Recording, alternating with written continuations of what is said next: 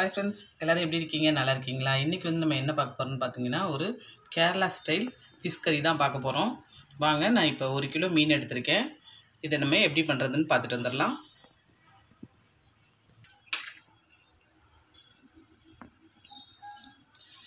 இப்போ நம்ம கடாயை காய வச்சுக்கிறோம்.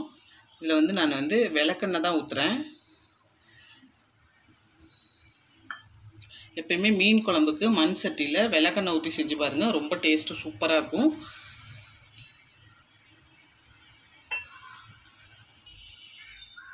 இப்போ எண்ணெய் நல்லா காஞ்சிடுச்சு. நான் கடுகு போட்டுக்கிறேன். கடுகு லைட்டாக வெடிச்சிட்டோம். அது கூடவே வெந்தயத்தையும் போட்டுக்கிறேன்.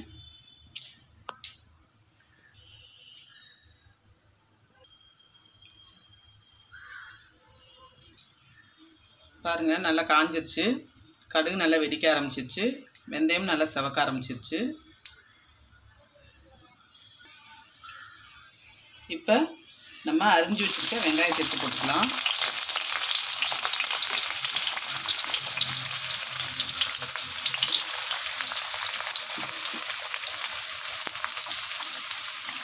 இப்போ கொஞ்சமாக சின்ன வெங்காயம் நான் உரித்து வச்சுருக்கேன். நீங்கள் ரெண்டுமே சின்ன வெங்காயமாக யூஸ் பண்ணுறதுனால பண்ணிக்கோங்க. இது நல்லா செவந்திருக்கும். இது கூட நான் இப்போ பச்சை மிளகாய் போட்டிருக்கேன்.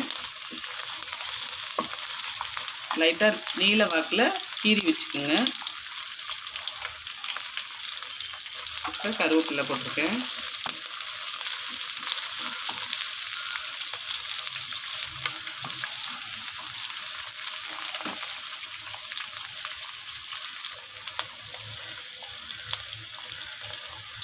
இது 2 பூண்டு பல் நசுக்கி எடுத்து வச்சுருக்கேன். அதையும் அது கூடயே போட்டுக்கிறேன்.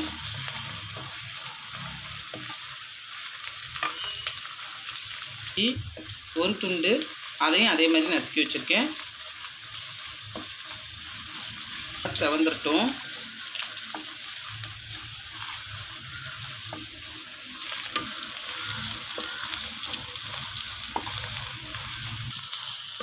நல்லா செவக்கிற வரைக்கும் நல்லா வதக்கிக்குங்க. எப்பவுமே மீன் குழம்புக்கு அப்படின்னு இல்லை, எல்லா குழம்புக்குமே நம்ம வதக்குறதுல தான் இருக்குது டேஸ்ட்டு. நல்லா வதக்கிக்குங்க. இதெல்லாம் நல்லா வதங்கிடுச்சு. இப்போ நம்ம எடுத்து வச்சுருக்க மசாலா தூளை போட்டுக்கலாம். இது கொஞ்சமாக ஒரு சிட்டிகை அளவுக்கு மஞ்சள் தூள் போட்டிருக்கேன். 1 ஸ்பூன் அளவுக்கு மல்லித்தூள் போட்டிருக்கேன்.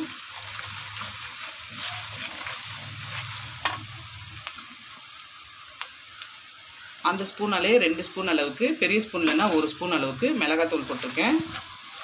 இதெல்லாம் நல்லா வறுத்துக்கலாம். கருக விட்டுறாதீங்க. அப்படி நீங்கள் இதை உங்களால் சரியாக பண்ண முடியலன்னா நீங்கள் இந்த தூள் எல்லாமே தண்ணியில் கலந்து கூட நீங்கள் இதை சேர்த்துக்குங்க.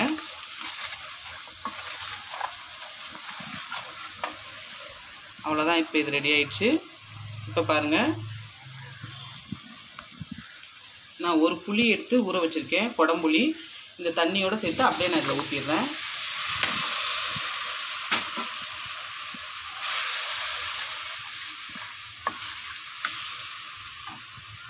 இப்போ இந்த குழம்புக்கு தேவையான அளவுக்கு உப்பு போட்டுடுறேன்.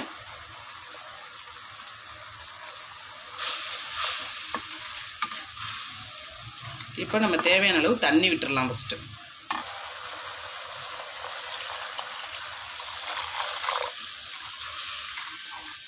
இந்த தண்ணி கொஞ்சம் கொதிச்சிருட்டும். அதுக்கப்புறம் நம்ம மீன் எடுத்து போட்டுடலாம். இப்போ பாருங்கள், குழம்பு நல்லா கொதிச்சிருச்சு. கொஞ்சம் திக்காயிருச்சு. இந்த ஸ்டேஜில் நம்ம மீன் எடுத்து போட்டுடலாம். ஃபஸ்ட்டு தலை பீஸ் இருந்துச்சுன்னா அதை எடுத்து ஃபஸ்ட்டு போட்டுடலாம். அது போட்டு ஒரு 2 நிமிஷம் கழித்து அதுக்கப்புறமா நம்ம மிச்ச மீனை போட்டுடலாம். இதை நான் அப்படியே போட்டுடுறேன். பீஸாக கட் பண்ணோம்னா அது தூள் தூளாக உடஞ்சிடுற மாதிரி இருக்கும். அப்புறம் கடைசி குழம்பு சாப்பிட்றது கஷ்டமாக இருக்கும். அதனால் இதை நான் அப்படியே போட்டுடுறேன். 2 நிமிஷம் கழித்து நம்ம மிச்ச மீனை போட்டுடலாம்.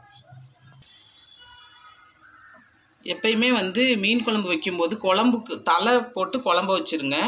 வறுவல் பீஸ் நடுத்துண்டெல்லாம் போட்டு நீங்கள் வறுவல் பண்ணிடுங்க. அப்போ தான் உங்களுக்கு சூப்பராக இருக்கும். இந்த தலை நிறைய பேர் விரும்பி சாப்பிட மாட்டாங்க. நீங்கள் இந்த மாதிரி குழம்பு வச்சு ட்ரை பண்ணி பாருங்கள், அவ்வளோ சூப்பராக இருக்கும். நிறைய இடத்துல தலைக்கறி குழம்புனே சொல்லி கொடுப்பாங்க. மீன் குழம்புலாம் கடைகள்லாம் பார்த்திங்கன்னா அந்த மாதிரி இருக்கும். நீங்கள் இதை ஃபஸ்ட்டு ட்ரை பண்ணி பார்த்துட்டு எப்படி இருக்குன்னு மறக்காமல் சொல்லுங்கள்.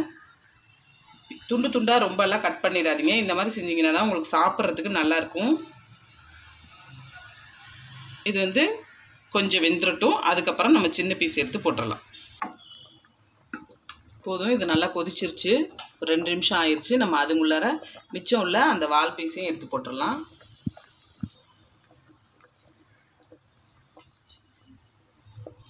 இப்போ இது எல்லாமே நல்லா வெந்துடட்டும். இது ரொம்ப நேரம்லாம் வேக விட்டுறாதீங்க. ஒரு 5 நிமிஷம் இருந்தால் போதும், சூப்பராக வெந்துடும். இல்லைன்னா பார்த்திங்கன்னா அப்படியே கலண்டு வந்துடும். மீன் குழம்புல மீன் இருக்கிற இடமே தெரியாமல் கலண்டு வந்துடும்.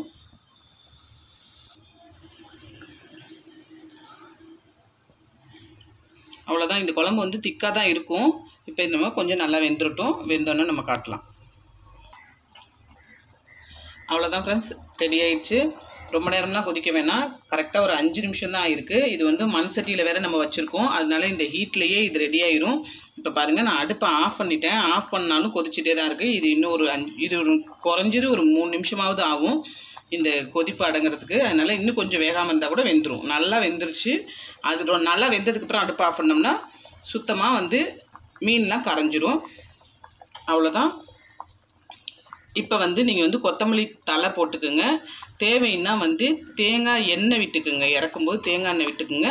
ரொம்ப சூப்பராக இருக்கும். ட்ரை பண்ணி பாருங்கள். அப்புறம் வந்து குழம்பு கொஞ்சமாக இருக்குது அப்படின்னு நீங்கள் நினைக்க வேணாம். கொஞ்சமாக போட்டு சாப்பிட்டோம்னாலும் சூப்பராக இருக்கும்.